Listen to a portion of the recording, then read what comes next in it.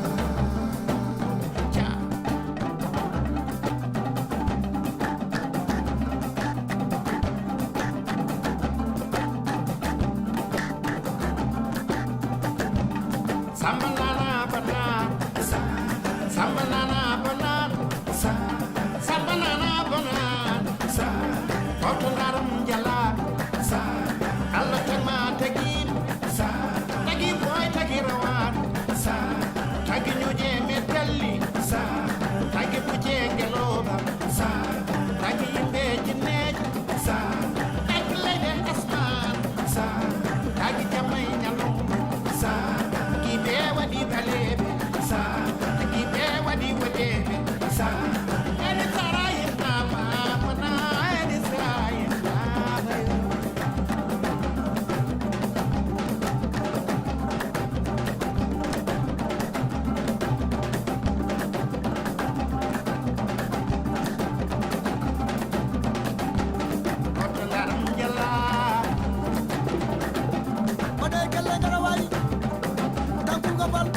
mangal mawri yara wat te jabanya domali bo samba don kellagar ndeysaan bibi sayida bab jaha damal sinima kawray bandi fima bora farma sali cheke naw ma sadji mette bar non demer ka ndeysaan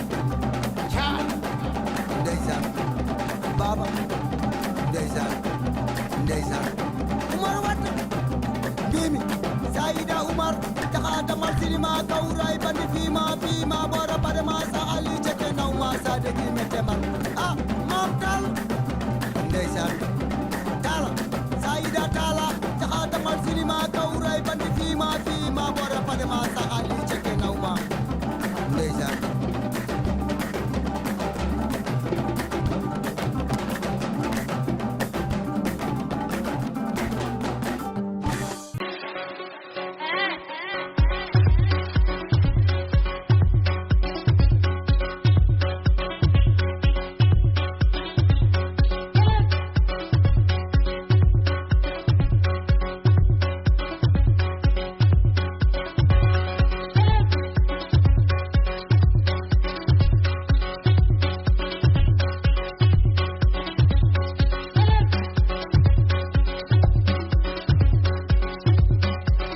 Bonjour, bonsoir ou bon après-midi selon les endroits où vous êtes et d'où vous suivez cette chaîne, la chaîne indépendante du journaliste et chroniqueur mauritanien Mohamed Chigali. Cette chaîne diffuse des programmes et des chroniques sur des sujets dominants de l'actualité nationale et internationale à destination de la classe intellectuelle et politique de la Mauritanie et du continent africain. Abonnez-vous dès à présent à cette chaîne pour ne pas manquer certaines de nos chroniques qui traitent des sujets tabous ou des sujets qui fâchent. Abonnez-vous en cliquant sur la cloche pour rester connecté sur nos programmes. Vous pouvez, si vous le voulez, contribuer au débat sur le sujet de votre choix en appelant le numéro qui s'affiche en bas et à droite de l'écran. Merci pour votre aimable attention.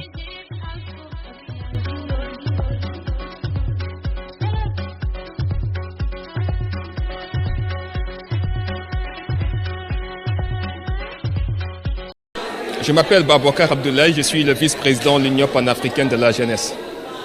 Je participe à ce forum sur la question du développement jeunesse et migration, qui est une thématique d'actualité, qui est une nécessité de discuter parce que plusieurs jeunes Mauritaniens ont quitté leur pays pour les États-Unis via Nicaragua, qui est un nouveau passage d'immigration que les jeunes effectuent ces derniers temps. C'est par manque de travail. Les jeunes sont affrontés à des difficultés financières parce qu'ils sont à la recherche d'une vie meilleure, parce que ce sont des jeunes qui étaient au milieu rural, au milieu urbain, et qui ont quitté leur pays parce qu'ils pensent avoir un destin meilleur qu'au-delà des frontières de la Mauritanie.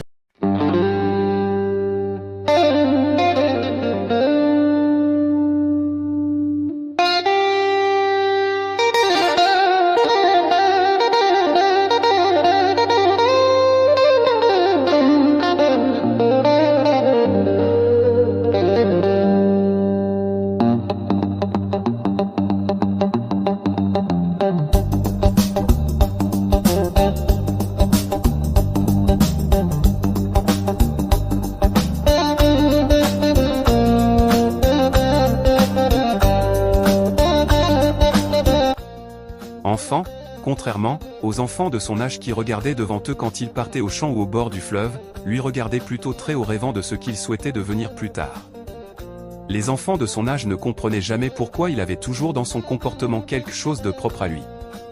Il avait une autre manière de voir les choses, il avait toujours une autre manière de chercher les solutions à des problèmes qui passaient par une intelligence qui lui donnait toujours une très grande longueur d'avance sur les autres enfants de son âge.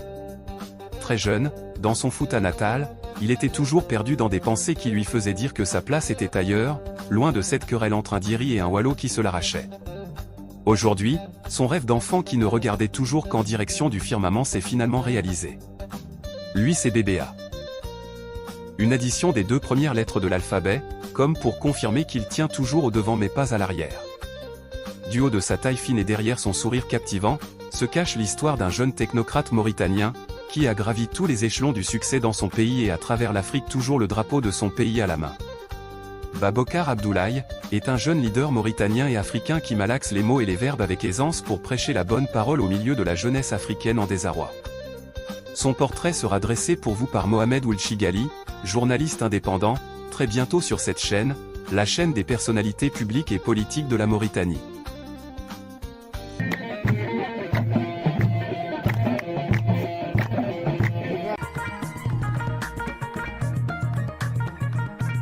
Bonjour, bonsoir ou bon après-midi selon les endroits où vous êtes et d'où vous suivez cette chaîne, la chaîne du journaliste mauritanien indépendant Mohamed Ould Chigali.